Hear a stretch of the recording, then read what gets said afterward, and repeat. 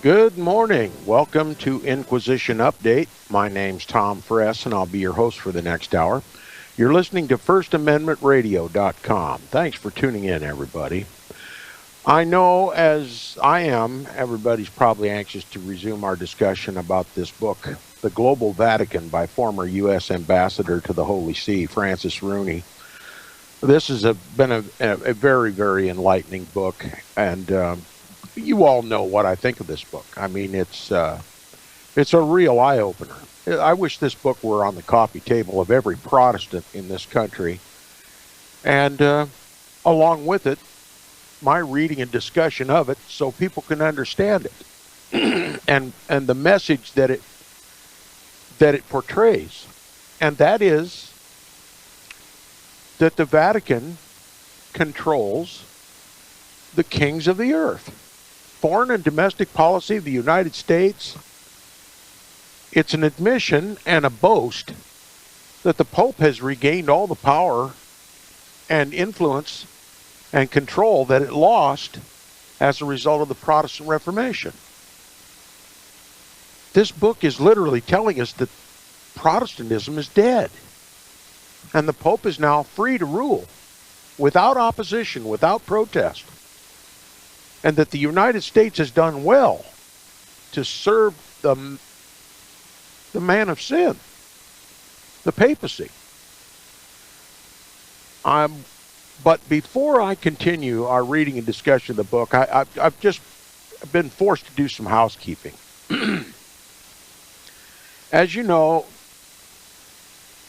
the purpose of Inquisition Update on First Amendment Radio is, was, and always will be to expose the man of sin, to expose the lie, the diabolical lie that is futurism, to expose the ecumenical movement as essentially the defeat of Protestantism. Inquisition Update was impressed by God upon what to do when I very first started this program. And I intend to stay on the narrow road that God has placed me on. But occasionally, I get an email from a listener that disturbs me. And a subject that takes me off of that road. And wisdom and good common sense dictates that I not go there, that I stay with my nose to the grindstone doing what God has placed before me. But in this case, I simply can't help it. You know, Inquisition Update could be turned into a battle axe against every form of error. Inquisition Update could become an attack dog of every liar, every deceiver, and every perpetration of error that has plagued God's house.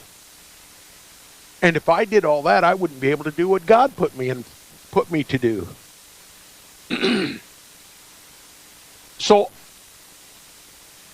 I don't mention names. I don't focus on the errors being taught by the other so-called pastors, and particularly not those who have airtime on First Amendment Radio. I believe Inquisition Update does its job when it does the business that God put before me, and letting that information alone open up the eyes of God's people, and then God's people can make the judgments themselves about these deceivers. That is the way to do business. That is the way to do God's business. Just simply give the people the truth, and then all of the deceivers are exposed without even mentioning their names. But in the past, I have criticized one particular talk show host here on Inquisition Update as an example of how the subtleties of Satan and his deceptions of the people of God. And the one I've criticized openly here on Inquisition Update is Alex Jones. Well, we all know who Alex Jones is. We all love to watch his programs, listen to his radio programs, one thing and another. We all except me. Anyway, I was reminded by a listener and sent a video link to a YouTube video where Alex Jones, having, of all people, Leo Zagami on as a guest, and Leo Zagami potted up a video recording of this current Pope, this current Antichrist, Pope Francis I, speaking before the United Nations. And he opened his comments by saying, "I come in my own name and the name of the Roman Catholic Church." And Leo Zagami, a high-ranking Freemason, a secret listener to First Amendment Radio and Inquisition Update, has no doubt heard Tom Friess say, remind his listeners about the passage where Jesus said to the Jews, "I came in my Father's name and you received me not. But there's one coming after me who will come in his own name, and him you will receive." Well, guess what? The high-ranking Freemason Leo Zagami used that passage, which I've always linked to the papacy, the entire papacy, and every pope throughout the history of the Roman Catholic Church. It is the papacy that is the Antichrist. The Antichrist is an office, a perpetual office. Not just one pope that can deceive the whole world, but a whole history of popes, 266 popes or thereabouts, throughout the Christian era that has deceived God's people, persecuted God's people, tortured, imprisoned, and destroyed God's people, burning them at the stake, stretching them on the rack to the tune of 500 million, and those are the only ones that we can count. And yet, Leo Zagami and Alex Jones together tried to twist what I say and apply that passage to this one particular Pope, Francis I, Jorge Bergoglio. Now, what does that accomplish? Can anybody tell me what that accomplishes? I'll tell you what it accomplishes. It makes Jorge Bergoglio the man of sin, the son of perdition. And that all previous popes and all subsequent popes will be the vicar of Christ. That once this man of sin who says he comes in his own name, in the name of the Roman Catholic Church, marks himself as the Antichrist, well then, whenever he dies or is taken out of office or somehow no longer the Pope, then we can get back to a real Pope. They're suggesting that this Jorge Bergoglio is a usurper of the papal chair. You know what this tells me? If I listen to that video carefully, what it tells me is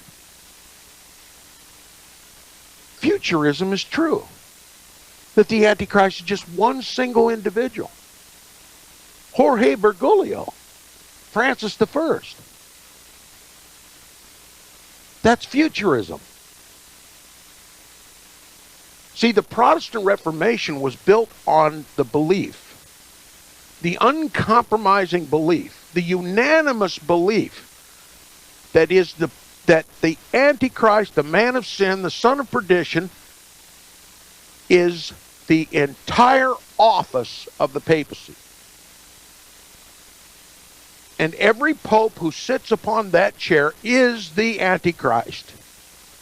And that the life of the Antichrist spans the entire Christian era, fulfilling all the prophecies of Antichrist so explicitly that no one else could even be a candidate for the Antichrist but the papacy. Did you realize that is the very foundation upon which Protestantism is built? If you don't believe that the papacy, the entire papacy, is the Antichrist, then you cannot call yourself a Protestant.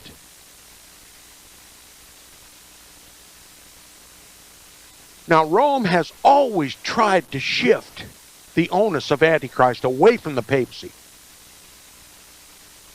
That has been the groundbreaking lie that has been forever told in the Roman Catholic Church. Let me ask you a question.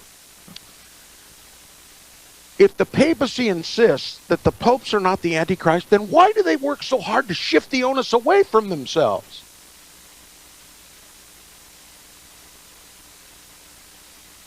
And how did they shift the onus away from the office of the papacy?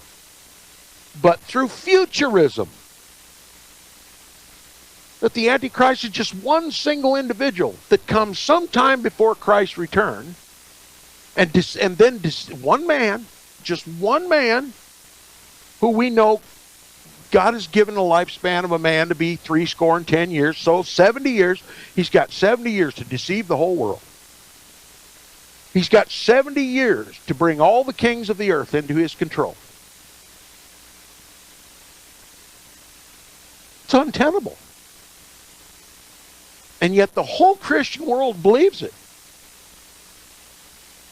And Alex Jones promotes it. So does Leo Zagami. And by twisting the words of Inquisition Update.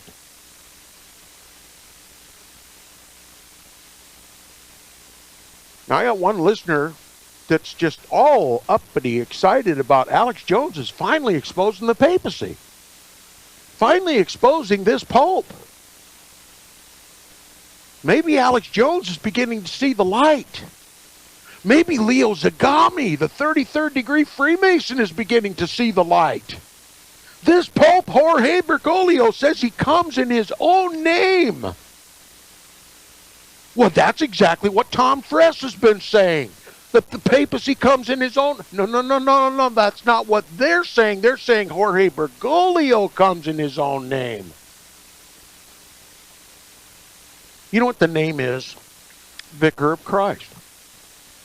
That's a name that the papacy goes by. That's the title and name of the papacy. They all ascribe to themselves the title Vicar of Christ. Not just Jorge Bergoglio. Every pope from beginning to end has represented himself as the replacement of the Son of God on earth. God in the flesh. That's the official teaching of Roman Catholic canon law. So, what makes Jorge Bergoglio the exception? He's not an exception. He's just one of the 266 bodies that Satan has put upon the throne in Rome.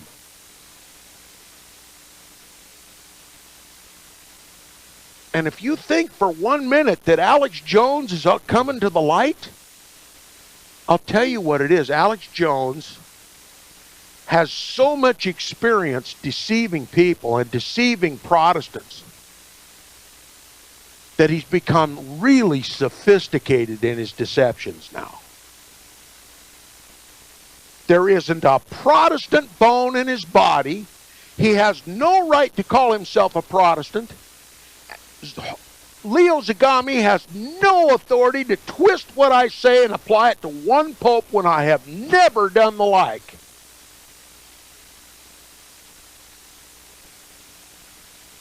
They're deceiving you and seeming to be anti-papal. Now, if you believe, as they imply in their video, that Jorge Bergoglio is the Antichrist, he's the one that comes in his own name, and him the people will receive, well, then you believe in futurism. That the Antichrist is just one man, not a whole dynasty of popes. That all the martyrs of Jesus before Jorge Bergoglio died in vain, or died, Fox's Book of Martyrs, which implicates the entire history of the papacy, every one of those martyrs slain by the popes of Rome, that's insignificant. What's significant, according to Leo Zagami and Alex Jones, is that this man comes in his own name. He must be the Antichrist. How convenient for all the previous Antichrists that have sit in that office and slain God's people and destroyed God's people and destroyed the Bible and declared open warfare of annihilation against Protestantism. You see how sophisticated Alex Jones has become in his deceptions? Now, before he became so sophisticated, he just simply wouldn't allow anybody on his program to criticize the Catholics, the Catholic bashers. Wouldn't allow anybody to come on his program and talk about the Jesuits or the Knights of Malta. And if you tried to make a comment in the comment section on his website, if you mentioned Jesuits or Knights of Malta, your comment never appeared. They were just canned. Alex Jones has been a shill for the Vatican his entire career. And I've got one listener just livid. Alex Jones is telling the truth about this Pope. And in the meantime, he's exonerating the entire history of the popes and every future pope past Jorge Bergoglio. That's deception. That is calculated deception.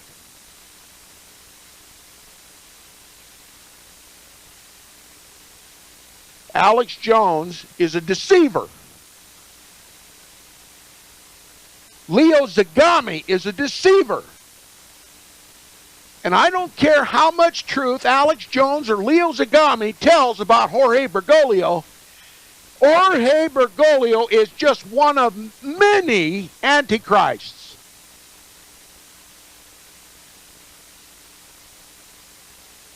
And I'm incensed that they dare to take the teaching of Inquisition Update and apply it specifically to Jorge Bergoglio, thus continuing the counter-reformation of the Jesuits and the Council of Trent.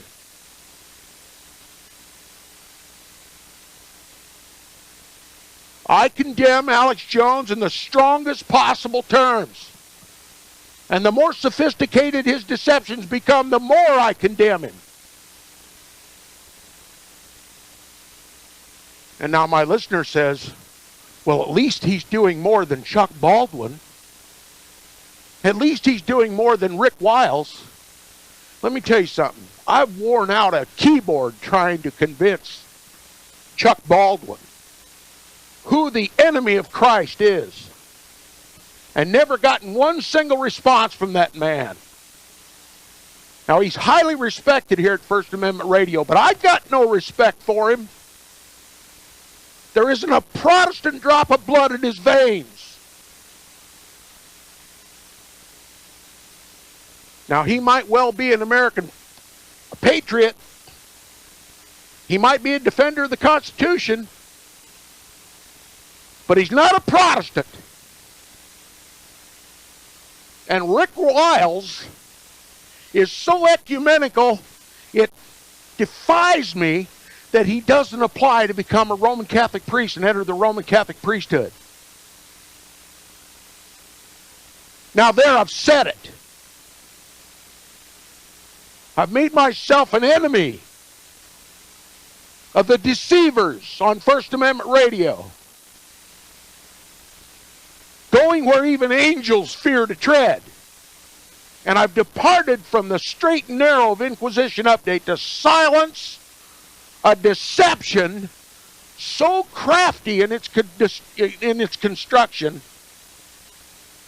as to render it even more diabolical than it was before.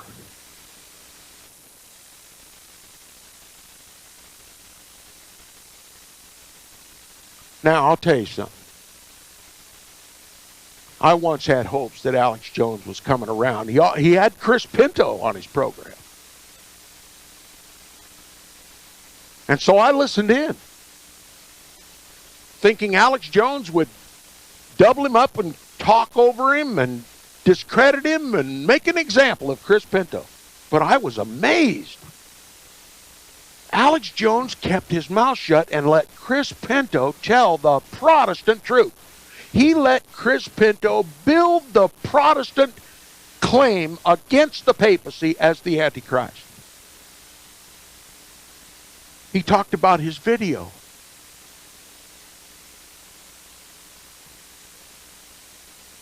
The true history of the Founding Fathers. And Alex Jones let him do it. And Chris Pinto dutifully tore down the papacy more expertly even than I could. And he exposed the Jesuits more expertly even than I could. And Alex Jones let him. And I'm thinking, Alex Jones what has happened to Alex Jones? He's always been a shill for Rome. Now he's allowing a gift to tear down the papacy? Giving the true Protestant message? And then a commercial break came up. And I was impatiently waiting for the commercial to be over.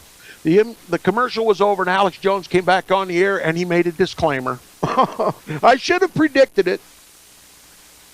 My guest doesn't express my own personal views, he says. You better believe he didn't. And Chris Pinto to this day condemns Alex Jones just as vehemently as I do because he's a shill for Rome. He's a shill for the papacy. And just because Alex Jones finds something wrong with Jorge Bergoglio does not exonerate the entire history of the Antichrist, nor any future Antichrist that sits on the throne in Rome. Alex Jones is tacitly perpetrating and perpetuating the belief in futurism. And by that, he is on the warfare against Protestantism.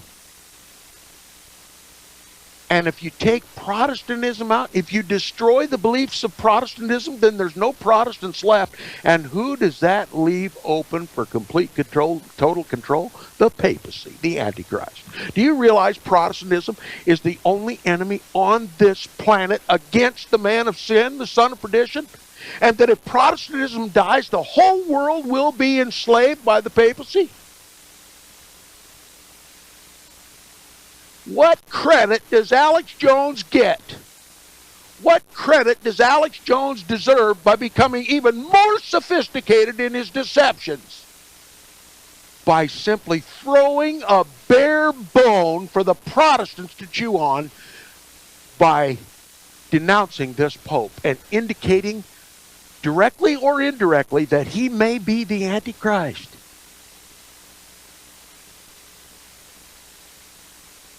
I hope I'm making sense to my listeners. I hope I'm making sense to my listeners. The papacy is the Antichrist. Every single pope is the Antichrist. This Jesuit pope is no more an Antichrist than every other pope that sat before him and or ever will sit after him. The Protestant reformers were correct. Alex Jones is a deceiver, and Leo Zagami twisted the teaching of Inquisition Update to draw attention to himself and to Alex Jones. I won't allow it.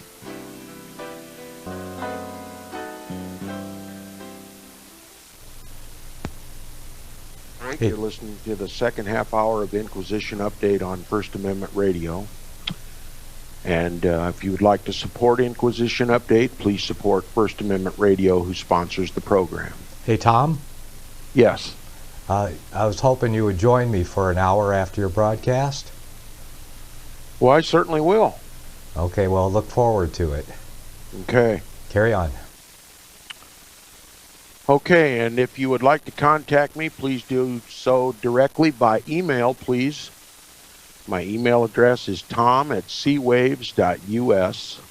That's tom@seawaves.us. Now I'll try to compose myself and lower the volume a bit and get back to the business, the holy business of Inquisition Update, on the straight and narrow road to expose the man of sin by reading and discussing a book written by a devout Roman Catholic who admits in this book, the totality of this book is an admission and a boast that because there is no more Protestantism in this country, there is no more protest against the Pope as the Antichrist. Nobody is accusing the papacy to be the Antichrist. Then the papacy has the right, as the vicar of Christ, the replacement of the Son of God, has a divine mandate to rule over the kings of the earth, just as will Christ when he returns. And that the governments of the world must obey the popes and do his bidding in the world, and that is to restore the papacy to global supremacy, just like he had before the Protestant Reformation. That's what this book is about. That's what this entire book is about. That's the very purpose for writing this book, to declare that Protestantism is dead. The papacy is the vicar, the replacement of Christ, and he has every right from heaven above to govern the entire world and to shift the focus of the governments of the world to help conquer the world for the papacy. Now, if you haven't come to that conclusion by the very reading of the very words in this book, then you haven't been paying attention. That's the entire thrust of this book, from cover to cover. In the beginning, there were only Protestants here, and Catholics were not allowed to worship, and the Pope was not allowed to have any influence at all in the colonies. And now, the Pope controls the domestic and foreign concerns of this country. And Protestantism is dead. That which formed the colonies is now gone. And the Catholics are free to rule. That's the whole message of this book. Now, the focus of Inquisition Update is, was, and always will be to expose the papacy as the counterfeit Christ. The entire papacy, from the first pope to the last, is the Antichrist of the Bible. And he could not be accepted by the world as the vicar of Christ, the replacement of the Son of God, so long as there is a single Protestant voice left in this country. And Protestantism must be destroyed. That's why the Roman Catholic Church convened the Council of Trent to begin with, to announce a global war of annihilation against the heretic Protestants, those who believe that the papacy is the Antichrist. And that war has been carried on every minute of every day since the Council of Trent. And it rages more supreme today than it ever did in the history of this world. And that's why the Pope now is free to command the President of the United States to do thus and so. That's why the Pope now is free to command the Congress of the United States to do thus and so. There's no more protest. The papacy can walk into this country and celebrate it like a rock star, like God on earth, because there's no protest. Should we just lay down and die and admit defeat by the Antichrist? Shall we start lauding people like Alex Jones, who are just pointing the finger at one pope and exonerating the other with the other hand?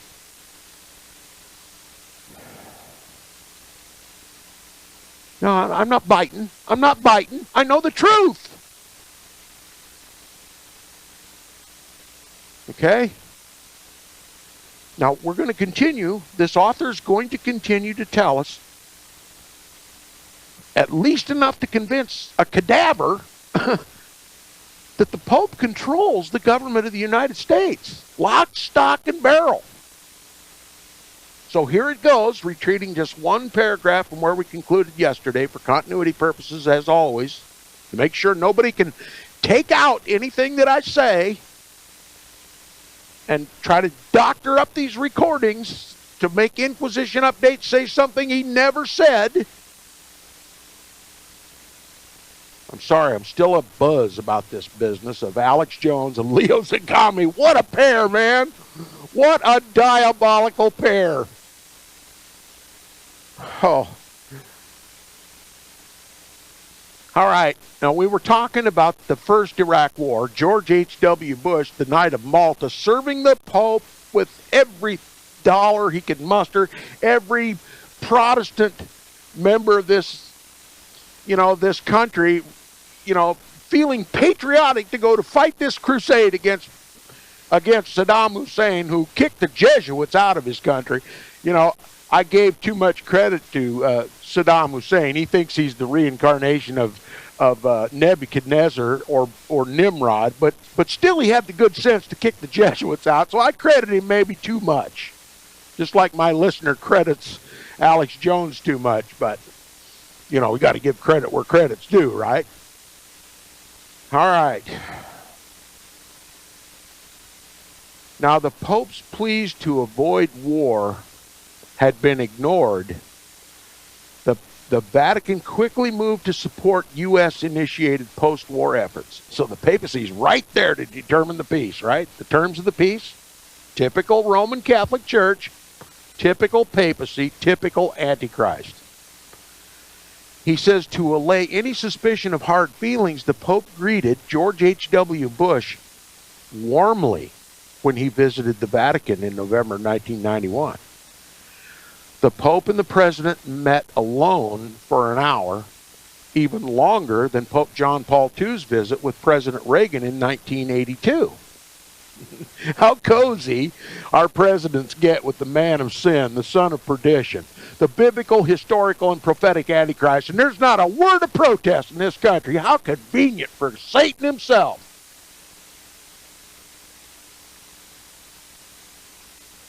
He says the Pope then spontaneously insisted on escorting Bush to the President's meeting with several hundred Americans who worked at the Vatican. Now we got Americans working at the Vatican. Compare that with colonial USA. We got American citizens working at the Vatican, and the president's just going to stop by while he's in Rome and say hi to all of his compatriots. Whoa. He says the Pope then spontaneously insisted on escorting Bush to the president's meeting with several hundred Americans who worked at the Vatican and attended the North American College as seminarians. That's right, Rome has a seminary for Americans. So Americans can come to Rome, to the Vatican, and attend the Vatican's college. What do you suppose they teach at that Vatican college? Well, of course, that the Pope is the vicar of Christ, and that the Pope has the responsibility ordained by God to rule over the governments of the world. That's what is taught in the Vatican at the college. And Americans go there. And when they come home, when they graduate, they come home, and then Rome shuffles them off to the most highest positions in our government. And they come to our government believing in their heart of hearts that the Pope is the God of this world and the governor of this world, and that the sovereignty of the United States must be done away with, Protestantism must be done away with, and the Pope must rule supreme both over foreign and domestic policy of this country. And George H.W. Bush went to greet all these people that are being indoctrinated in Antichrist teaching, anti-American teaching, anti-Protestant teaching, anti-Bible teaching, anti-Christ teaching. George H.W. Bush was escorted by the man of sin to go see these Roman Catholic indoctrinated seminarians. These Jesuit-controlled, Jesuit-educated, Roman Catholic seminarians who will be the leaders of this country. That's why they go to Rome, to groom to become the governors of the land, to run for public office, to be voted into public office, and make it look like it was the choice of the American people. Why, we prefer Roman Catholic politicians. We vote them in, and thus we take the blame and the punishment. Is it sinking in? Is it sinking in? The level of depravity, moral and spiritual depravity of this country? The total lack of Protestantism in this country? And the consequences of the lack of Protestant influence in the government of the United States is going to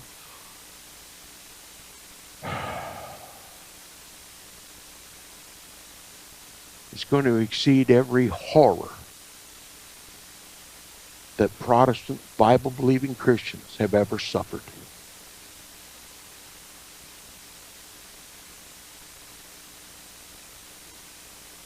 He says this was a small courtesy, but an important gesture of continuing warmth toward the American people.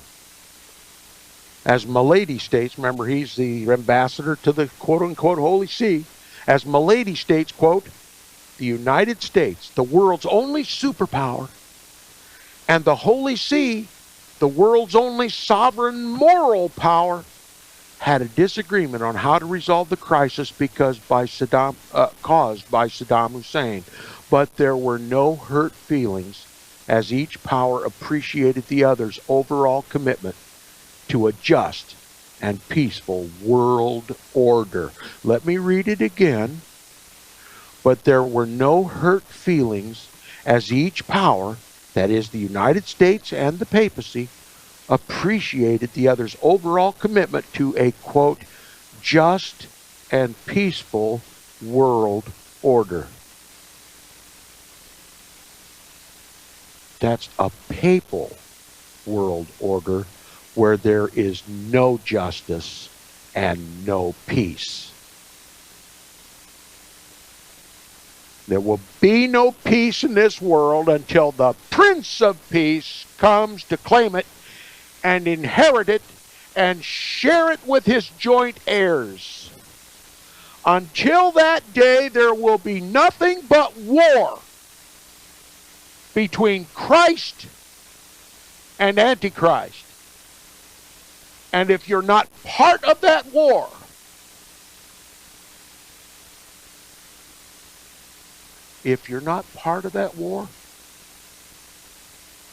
then you've surrendered. There'll be no surrender no compromise, no peace talks with Antichrist.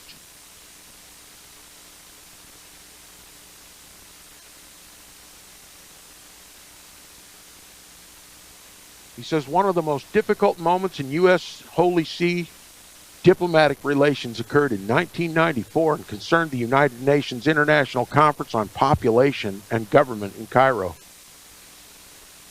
Ambassador Ray Flynn, a former mayor of Boston, found himself representing a U.S. government that had staked out differences with the Holy See over many of the issues to be addressed at the conference.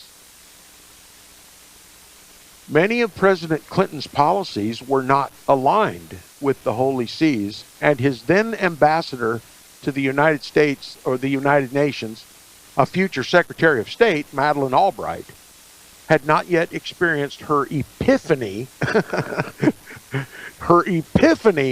about the critical role of religion in international relations. Prior to the Cairo conference, an early draft of the, quote, program of action, unquote, had circulated among the attending delegates. Included in this document's articles was a guarantee of the right of, quote, unquote, pregnancy termination. Okay? So the Cairo conference was going to make abortion legal. Now it says the Clinton administration has not only supported this, it was one of the draft's key sponsors. So Clinton, Jesuit trained, completely Jesuit trained, Bill Clinton seemed to be opposed to the sanctity of life. He appeared to be pro-abortion.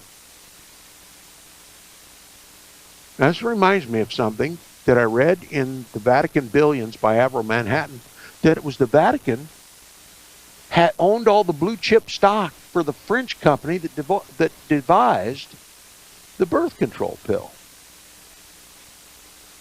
And when it became public, and it did become public, the Vatican, who so piously stands in defense of new unborn babies, was found to be the principal stockholder of that company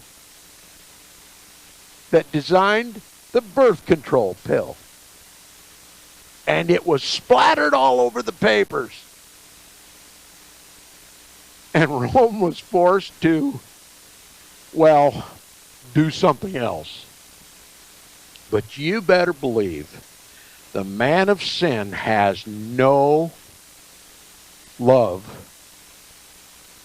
for the unborn babies, especially those that might be raised in a Protestant land. And the papacy has always, despite its public claims, has allowed that institution that controls both foreign and domestic policy for the United States, has allowed birth control pills to be used widespread in the United States of America. See, the papacy doesn't care if you heretic Protestant, kill your baby in the womb. Why, Rome so much loves it that you'll kill your baby in the womb that he will finance by buying up all the blue chip stock in the French company that devised the birth control pill. Oh, did they ever tell you that the birth control, you all believe that life begins at conception, don't you? Sure you do. You're a Protestant, right? Well, they never bothered to tell you that the birth control pill does not prevent conception. You know, see, the birth control pill doesn't prevent conception. Conception, the fertilization of the egg takes place when you're on the birth control pill. The problem only comes when that growing embryo tries to attach itself to the uterine wall. That's where the life is extinguished. The life has already begun. Cells begin to divide before the quote-unquote zygote attaches to the uterine wall, to the mother. How many babies? How many babies, because of this false teaching, this careful hiding of that fact, how many babies did I conceive with my wife that I killed by allowing her to be on the birth control pill? Well, that's right. I'm not going to go around condemning you. I'm telling you I did this. How many babies, how many offspring did I produce that I killed in the womb by taking a pill that was given, leading me to believe that it prevented conception? Now, Bill Clinton believes in abortion. He said so publicly. But Bill Clinton was a Jesuit-controlled papist living in a once Protestant land. And he served a pope that now believes that God was a fool and put man on an earth that was incapable of sustaining a whole world of people. So we must kill off, by any means, mankind that is going to overpopulate the world and destroy the world with filth. See, the God of the Bible is a fool. He said, be fruitful and multiply and fill the earth. The patriarchs of the Jewish Christian religion, they had lots of babies. Whole nations they generated. Well, if this continues, we're going to outgrow our spaceship Earth. The God of the Bible's a fool. Let's get to reality now. We have to eliminate this growing population, and we have to do it through war, perpetual war if perhaps possible, birth control pills, bad medicine.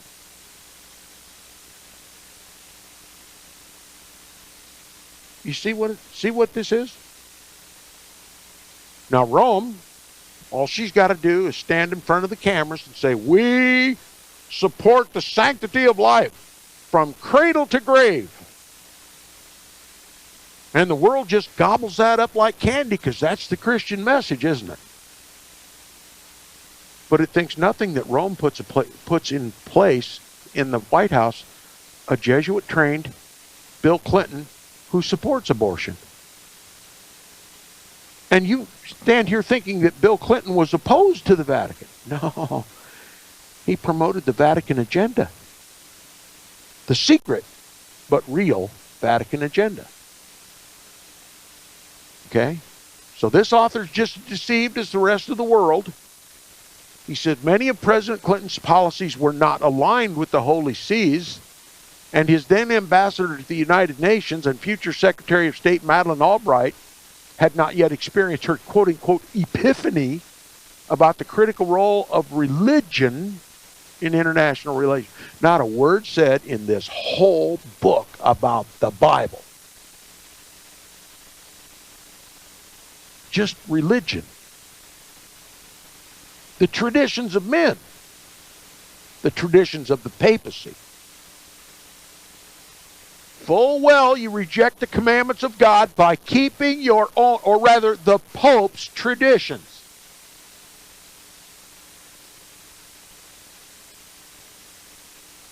That's how apostate this world is. You know, we can all read our Bibles and see how the Jews had perverted the truth and kept their own traditions, thus nullifying the law of God.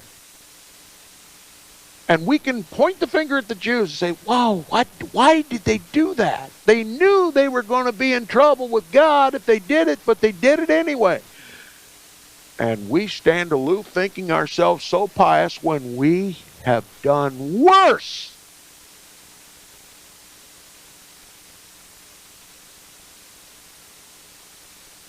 Protestants, Christians, quote-unquote Christians, have absolutely nothing about which to boast when it comes to the Jews. All of us who can sit back and read the Bible and see how they went error after error after error. When God tried to make them the shining city on the hill, the example to all the pagan Gentile nations, to bring them all to Christ, and they failed repeatedly, miserably, and God punished them. But we don't see our own error. Bill Clinton was a Jesuit-trained papist, and he believed in abortion. He promoted abortions. The Vatican financed abortion. And it's time for us to sort out the truth and call a spade, and an Antichrist, an Antichrist. And it's not just Jorge Bergoglio. Sadly, I've run out of time, and I hope my boys will hang together for Nicholas's program. Stay tuned for Cross the Border with Nicholas Arthur, and we'll see what Nicholas has got up his sleeve this morning. I can't wait. We'll see you in a minute.